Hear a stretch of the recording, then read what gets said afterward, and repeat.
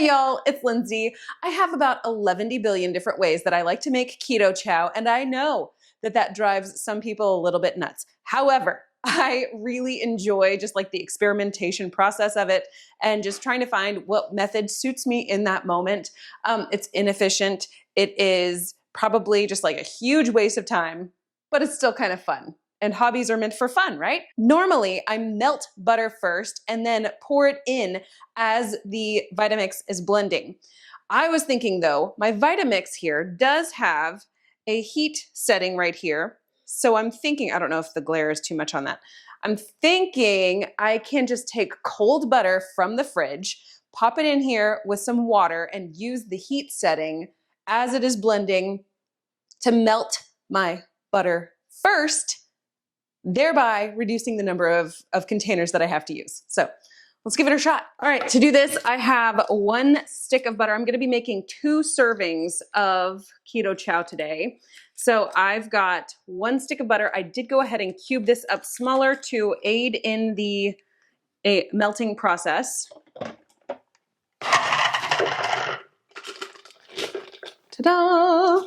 Gotta get all the butter, Okay, now I need some water. Got the water, 3 cups. And that is just from the tap. We have a reverse osmosis system on our sink. So I just pulled some water. It's just, you know, from the tap. All right, machine on. Selecting the button, playing.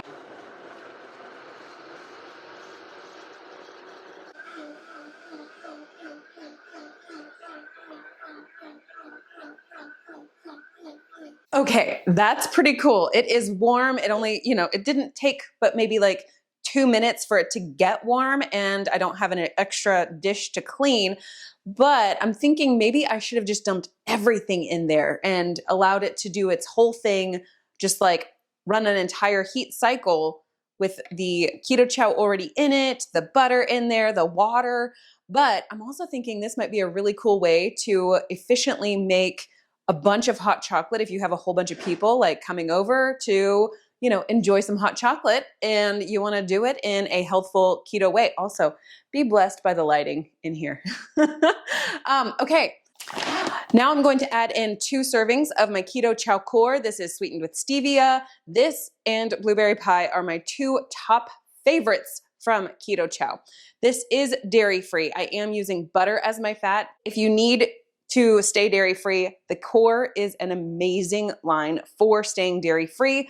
I, however, used butter, and I'm also going to bump up my protein content by adding in some Isopure. This is whey protein isolate. If I had regular chocolate keto chow in my pantry right now, I would choose to use that instead of core, just because I think, it kind of stays congruent with the whole like dairy-free concept or all dairy concept, but this is what we're working with. I'm gonna go grab some more water because obviously this is 2 servings of keto chow, and typically speaking, keto chow needs plenty of water. So 24 more ounces of water, pop it in here, and then let's rerun the hot cycle because I want hot chocolate.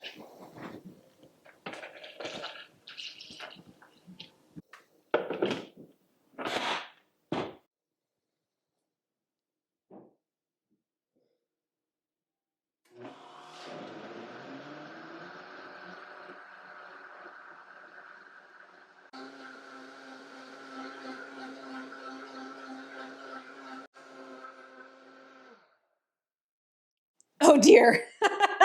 Went a little long, but oh my stars, it's hot chocolate. Oh, I'm so scared. Phew. Oh, wow. I don't know if the camera's picking that steam up, but wow. We have, for realsies, keto chow hot chocolate. And I only had to dirty 1 dish. Alrighty, I have a wee bit of a mess over there from me taking the little top off of here, but we're gonna make it work. I'm gonna open this up and hopefully not drop the things. Okay, I'm not gonna drink 2 entire keto chows here, so I'm gonna wind up needing something to store the rest of this in. I did make a mess. Bless. Always a mess around these parts. I'm gonna need something to store the excess in, and I have a half-gallon pitcher here, or it's not a pitcher. This is a half-gallon mason jar. I have this little handle pour spout fella that is super useful. I do like to make 2 servings of two servings of chocolate keto chow at one time, so that I can just like pour out, you know, maybe like a cup or 2 of this at a time in the evenings for hot chocolate, and I just reheat it using my little, oh, you can see it back there, my little milk frother. Or sometimes I do pop it in the microwave. It just kind of depends. But right now, I'm going to taste this, see if my method actually did anything valuable. Oh, it's so pretty and frothy. Okay, I'm going to go ahead and pour the remainder here in my storage container. Holy smokes. I may have overdone it. The froth may have exceeded the capacity here. And I'm going to leave, this is a room temperature glass, so it's not going to bust on me. Pop my lid here, and I'm going to let this sort of cool to room temperature before I put it in my refrigerator, just so that it does not crack on me. And I'm also going to leave that lid vented, but this makes it so easy to just pour out a single mug at one time. If I was doing this for like a party or a gathering or something, I would probably put all of this in my Instant Pot Mini with a little ladle so people could dip it out, and I could put it on the keep warm setting so, you know, it stayed hot chocolatey. But let us test the hot chocolate, see if the method is one I'm going to continue on with. It's like the perfect temperature, not scalding hot, not like cold at all. There's no cold spots, obviously, because it was whizzed up. I kind of dig this technique. And I didn't have to dirty up an extra dish to melt my butter, or like pull out a saucepan to heat the butter, or, you know, any of the other tricks that I use. This might be a winner.